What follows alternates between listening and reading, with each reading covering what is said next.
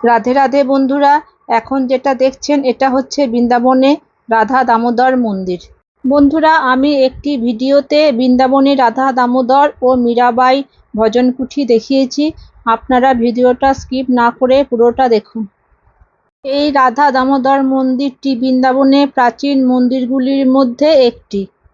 জনপ্রিয় বিশ্বাস অনুযায়ী এই মন্দিরে 4 চক্র লাগালে গিরিরাজ্যি পরিক্রমা হয়ে যায়, মানে গোবর্ধন পাহাড়ের পরিক্রমা হয়ে যায়। চলুন আমরা এই মন্দিরটি 4 বার পরিক্রমা করে নিই। এখানে রূপ গোস্বামী সমাধি এবং জীব গোস্বামী সমাধি সহ অনেক গৌড়ীয় সাধকের সমাধি আছে।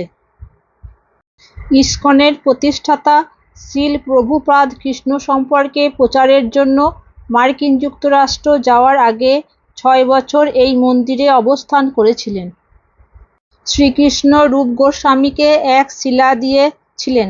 এই শিলা 4 বার পরিক্রমা করলে গিরিরাজ্যে 1 বার পরিক্রমা মান্য করা হয়।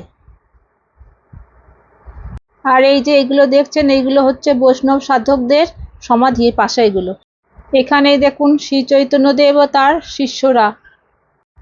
এই দেখুন, এখানে প্রভুকে দর্শন করে নিন।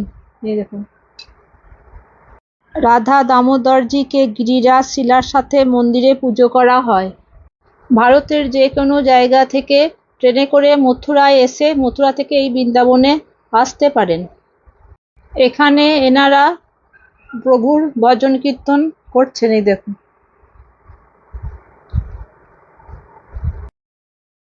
এটা হচ্ছে মীরাবাই ভজন কুঠি। এই মন্দিরটি ভগ্নপ্রায়, যেমন আগে ছিল এখনো একই রকম আছে। মীরাবাই এই বৃন্দাবনে প্রায় 15 বছর ছিলেন।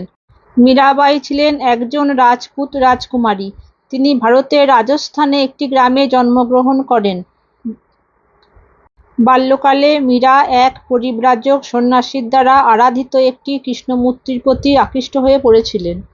মূর্তিটি পাবার জন্য তিনি কান্নাকাটি জুড়ে দিয়েছিলেন। মূর্তিটি তাকে দেয়া হয়েছিল এবং তিনি মূর্তিটিকে সারা জীবন নিজের কাছে রেখে দিয়েছিলেন। শৈশবেই চিত্তররাজ রানা সংহার জ্যেষ্ঠ পুত্র ভোজরাজের সাথে মীরার বিবাহ হয়। মীরা প্রকৃতই কৃষ্ণের সাথে বিবাহ বন্ধনে আবদ্ধ হয়েছিলেন। শ্বশুরবাড়ির লোকজন মীরার কৃষ্ণ ভক্তি নিয়ে প্রশ্ন তোলেন এবং তারা সেটা মেনে নেননি। মীরাবাইয়ের স্বামী ভোজরাজ এক যুদ্ধে মারা যান, ফলে শ্বশুরবাড়ির লোকজন মীরার ওপর অত্যাচার চালান। মীরাবাই একজন বৈষ্ণব কবি ছিলেন। তিনি প্রচুর পদ লেখেন।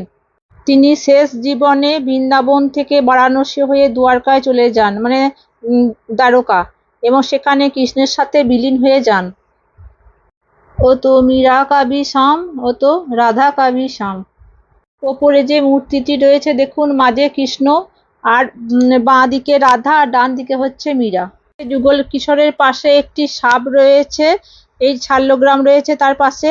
মীরা ফুলের মালা বলে এই সাপ দিয়েছিলেন, সেই সাপ শাল্যগ্রামের রূপ নেয়। এটা মীরার ভজন স্থল। মেরে তো গিরিধারী গোপাল দুসরা না কই। এই দেখুন, এটা ভজন স্থল।